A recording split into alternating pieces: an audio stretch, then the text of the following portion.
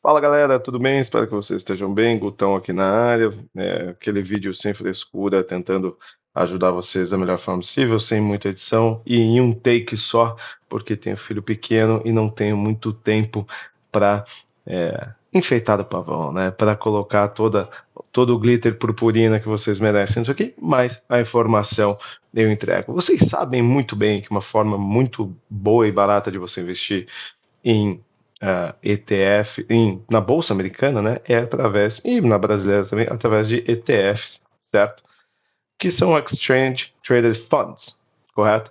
E aqui hoje eu estou falando de um ETF específico. Vocês sabem muito bem que para o SP500, que é o Standard Poor's, né, o índice que nada mais é do que as 500 maiores empresas negociadas em bolsa nos Estados Unidos, os ETFs, né, os maiores são o SPY, que é o mais antigo, o IVV, que é da iShares, e o VOO, que é da Vanguard. Esses dois aqui, eles são um pouco mais baratos do que o SPY. Então, se você está querendo um ETF bom, eu iria no IVV ou no VO. Tá? Tem gente que tem suas reservas com uma gestora ou outra. Tá? Lembrando que a iShares pertence a BlackRock. Tá? Mas hoje eu quero falar de tecnologia, para quem gosta. Né? Por muito tempo, o grande ETF para você ter exposição a empresas de tecnologia, especificamente a Nasdaq. Opa, faltou aqui, ó, um Q aqui e aqui você finge que é um A e tá tudo certo. Foi o QQQ, certo? QQQ. O que é isso aqui? Ele investe pelo menos 90% do capital dele nas 100 maiores empresas americanas ou internacionais negociadas na bolsa da Nasdaq, com exceção de financeiras, tá? Negócio legal, absurdo, se você pegar, entrar no Google e colocar lá que até você vai ver que o negócio é coisa linda. O gráfico, ao longo do tempo, se você ficar longe, né, no tempo, ele faz uma barrigona, né? Na verdade, ele é mais assim ainda, com seus trancos e barrancos. Enfim, que legal e importante porque que eu estou aqui hoje. Porque agora o pessoal está começando a acordar para a vida e vocês sabem bem que uma forma de você enriquecer, obviamente, é você ganhar mais e a outra é de você gastar menos. Se você consegue fazer as duas coisas, melhor ainda. E hoje a gente está falando de gastar menos, tá? E o que é isso? A própria Invesco, que é a gestora do QQQ, ela lançou um outro negócio, vou até tocar aqui a cor, que é o QQQM, tá? Vou colocar aqui em verdinho, ó. QQQM, tá? O que é isso? É a mesma coisa que o QQQ, só que mais barato, tá? Provo. A gente tem aqui, a gente usa um site, na verdade, chamado ETF Research Center, que é para a gente ver a sobreposição de dois ativos, tá? E se vocês repararem aqui em cima, ó, você vê o QQQ, M e o QQQ. E que eles têm exatamente 100% de sobreposição. O que quer dizer que eles são iguais, tá?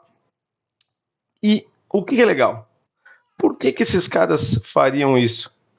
Explico. Porque se você entrar hoje, na data que eu estou falando, em torno de US$ 450, né, para você comprar uma ação, né, uma unidade de QQQ. Então, vou colocar aqui do lado, QQQ, mais ou menos, né, mais ou menos US$ 450. Ao passo que o QQQM está em torno de, 190 e qualquer coisa, 194. Por que a Invesco fez isso?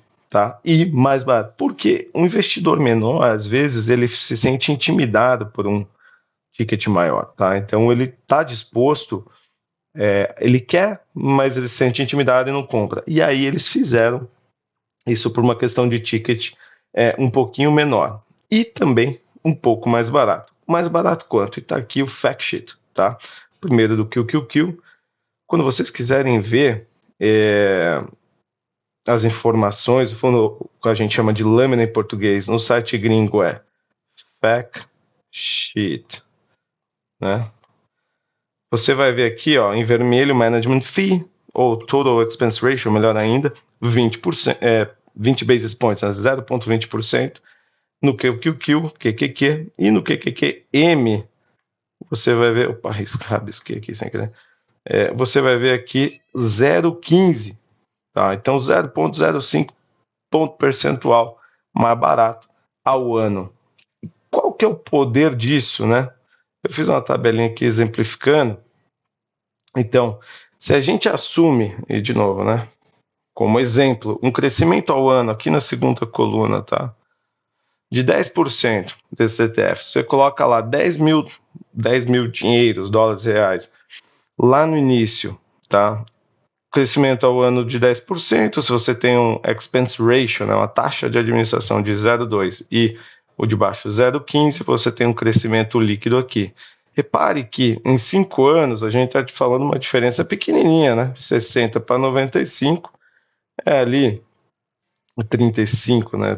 36 dólares mais ou menos, né? 36. 10 anos, aumenta. 20 anos, aumenta. Em 30 anos, obviamente, aumenta muito mais, em torno aí de 2.200 dólares. Tá? Parece pouco, mas não é. Né? A gente nunca sabe quanto dinheiro a gente vai fazer ali na frente. E é o poder do juro composto. Né? Se você segue esse canal, estou entendendo que você já entendeu, já se maravilhou com essa, que é uma das grandes maravilhas do mundo. Né? E por último, gente, o que é legal e por que você deveria considerar utilizar o QQQM ao invés do QQQ? Além dele ser mais barato, para aqueles que gostam de se aventurar e vender lotes, né, fazer operações derivativo em cima do próprio papel, lembrem-se que opções são sempre vendidas em lotes, né? Um lote sem papéis. Então, quer dizer que se eu tenho que vender ou comprar um lote, né, se eu vendo um lote de calls, por exemplo, o meu notional no QQQ, que eu tenho que, teoricamente, cobrir, seria de 45 mil dólares, né? 100 vezes 450. Ao passo que QQQM, um pouco menos de 20 mil, tá? E é isso, gente. Eu, na física, estou usando. Obviamente, isso aqui não é uma recomendação, é simplesmente algo que eu acho legal para dividir, tá? Não é uma recomendação de investimento. Você deveria se informar, se instruir acerca de investir em ativos, seja ações, seja ETFs, seja fundos, e ter certeza que isso está alinhado com a sua tolerância a risco, tá? Lembrando que é um ativo bastante volátil, estamos falando de bolsa de tecnologia, tá bem? Um abraço para vocês, me avise se quiserem que eu comente algo mais, até logo, valeu!